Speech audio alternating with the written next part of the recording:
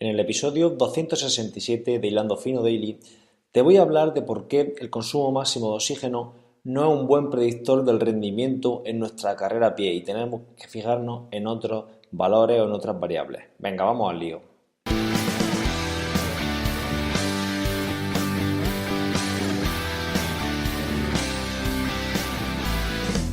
Buenos días, tardes o noches familia, bienvenidos a este episodio 267 de Hilando Fino Daily, el lugar donde expreso todo aquello que se me va pasando por la cabeza sobre el deporte en general y el triatlón en particular. Hoy es jueves 21 de febrero de 2019 y como siempre te recuerdo que puedes entrar en mi página web en hilandofino.net. Ahí vas a encontrar la academia, un conjunto de cursos y de planes de entrenamiento para que aprendas a planificar tu entrenamiento de forma independiente. Puedes coger los planes y adaptarlos a tu realidad a través de aprender con los cursos, que te lo voy dando todo paso a paso y haciendo que sea más sencillo la labor esta de llevar nuestro propio entrenamiento. Venga, vamos con esta clase, madre mía, con este episodio 267 del Daily. Y hoy vamos a hablar de consumo máximo de oxígeno. Ya hablé de consumo máximo de oxígeno en el episodio, un momento que lo voy a mirar para decirlo con total seguridad, en el episodio 91. También os hablé de él en el episodio 17, donde hablé de umbral anaeróbico y consumo máximo de oxígeno. Y en esta ocasión vamos a hablar de un poco más profundamente de ese término y todo esto viene porque tuvimos una clase en el curso que estoy haciendo de especialista en trail running, como os dije, y si sois nuevos, porque hay gente que llega cada día nueva al daily, os lo digo ahora. Estoy haciendo un curso de especialista en trail running y un curso que va a durar sobre 9 meses de duración. Y voy a ir trayendo aquí las clases más interesantes y hablando un poco de lo que nos han comentado diversos y diferentes profesores en ese curso. Creo que es una buena forma de por mi parte aprender y también pues traer aquí este conocimiento y enseñarlo a vosotros. Concretamente esta clase la dio un profesor de origen alemán, me parece que se llama Volker Scher.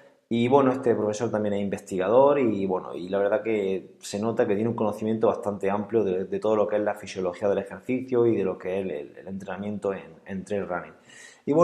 Y este profesor nos dio, como os digo, una clase acerca del consumo máximo de oxígeno y de otros factores para predecir el rendimiento en carrera a pie y en carreras por montaña. Bueno, voy a empezar voy a hacer una pequeña definición, aunque ya la hice en otros episodios, pero bueno, por ubicar un poco el tema. El consumo máximo de oxígeno sería pues nuestra capacidad, la capacidad que tiene nuestro organismo, ¿no? de poder captar, transportar y utilizar oxígeno cuando estamos haciendo un ejercicio o una actividad, ¿no? Eso puede ser una definición bastante sencilla, bastante simple y que nos puede dar una idea de lo que es el consumo máximo de oxígeno. Y bueno, este consumo máximo de oxígeno va a depender de una serie de factores, ¿no? Hay una serie de factores que lo van a limitar y que posibilitan que así sea.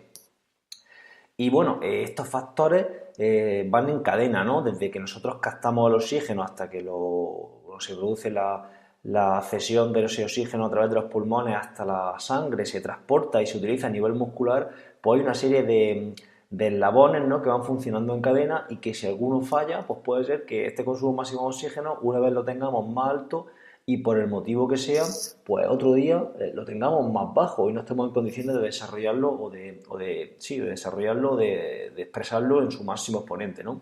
Por ejemplo, factores como por ejemplo si tenemos una insuficiencia respiratoria pues puede hacer que gastemos menos oxígeno, si nuestro gasto cardíaco está reducido por el motivo que sea, pues también, si imaginaros que tenemos una anemia, ¿no? y tenemos menos capacidad de transporte de oxígeno en la sangre, ¿no? Pues también se puede ver empeorado ese consumo máximo de oxígeno. O por ejemplo, se me ocurre si tenemos una fatiga muscular que hace que pues, nos duelen mucho las piernas y no podamos desarrollar fuerza con nuestros miembros inferiores, pues eso va a hacer también que nuestro consumo máximo de oxígeno pues, sea menor, porque no se requiere tanto oxígeno, porque el factor limitante está en otro lado, ¿no? Bueno, si todo va perfecto, tenemos todos esos eslabones de cine, pues estaremos en condiciones pues, de desarrollar esa capacidad máxima aeróbica. Ya os dije en un episodio que el máximo rendimiento en un deporte de resistencia no se alcanza teniendo un consumo máximo de oxígeno muy elevado, sino un porcentaje de su umbral muy alto, ¿vale? Es decir, que el porcentaje al cual nosotros obtenemos nuestro umbral anaeróbico, nuestro umbral ventilatorio 2, sea lo más alto posible. Dos personas iguales con un consumo máximo de oxígeno igual va a ser mejor en deportes de resistencia, en eventos de fondo, va a ser mejor aquel que tenga el umbral más elevado, ¿no? En cuanto a porcentaje de ese consumo máximo de oxígeno.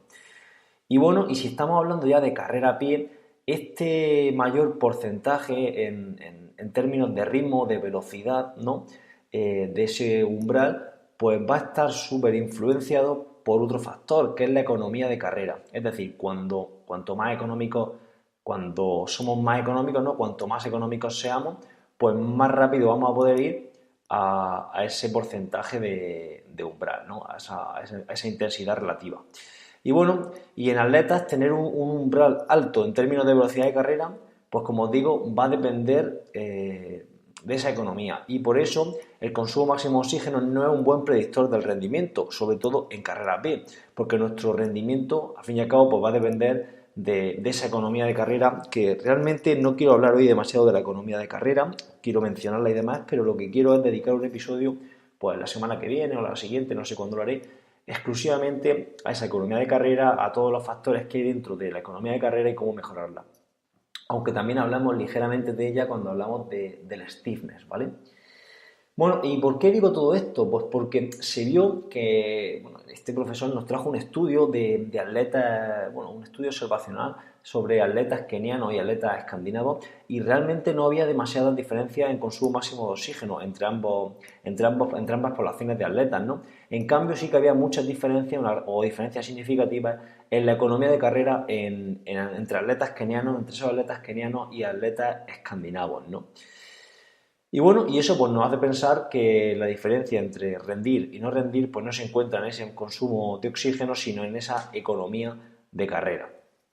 ¿Y cómo medimos esta economía de carrera que estamos hablando? Al final digo que no voy a hablar de ella, pero sí que voy a hablar de ella, ¿no? ¿Cómo se mide? Pues se mide por la cantidad de oxígeno que nosotros somos capaces de consumir a una velocidad submáxima. Es decir, aquella persona o aquel atleta que yendo, imaginad, a 15 km por hora consume menos oxígeno que otra persona o que otro atleta yendo a esa misma velocidad, esos 15 km por hora, pues va a ser más económico, ¿no? Y al final va a estar en disposición de poder aumentar más su velocidad porque va a ir gastando, por así decirlo, menos energía. Pues bueno, básicamente eso es lo que quería comentaros. Incluso se podría dar el caso de gente que con menor consumo máximo de oxígeno es capaz de rendir, como he dicho al inicio del episodio, más que gente con un consumo máximo de oxígeno mayor, porque su economía de carrera es mejor, ¿no? Son más económicos a intensidades submáximas. Cada vez que hablemos de economía de carrera hay que verlo en términos de intensidades submáximas, ¿vale? Porque al final vamos a necesitar estar un tiempo a esa intensidad para medir esa economía de carrera. A consumo máximo de oxígeno no se suele hablar de economía de carrera, sino intensidades submáximas.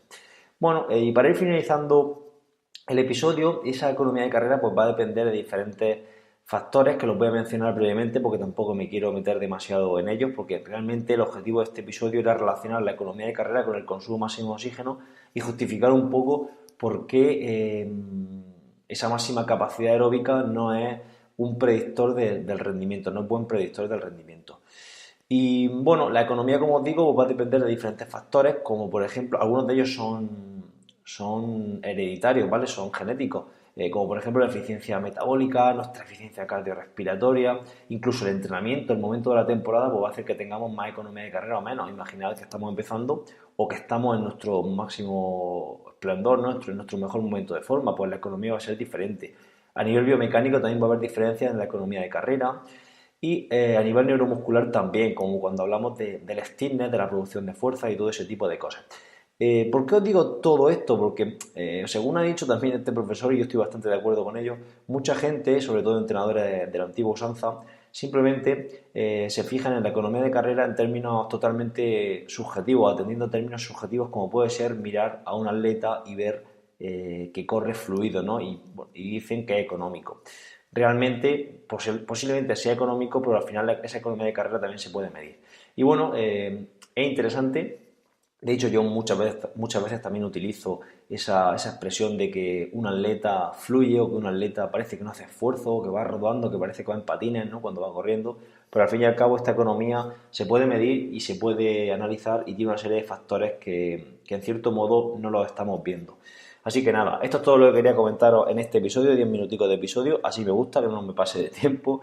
Y nada, muchísimas gracias por vuestras escuchas. Si tenéis dudas me las podéis hacer llegar a mi formulario de contacto, ailandofino.net/contacto. Gracias por vuestras suscripciones a la academia. Nos escuchamos mañana. Adiós.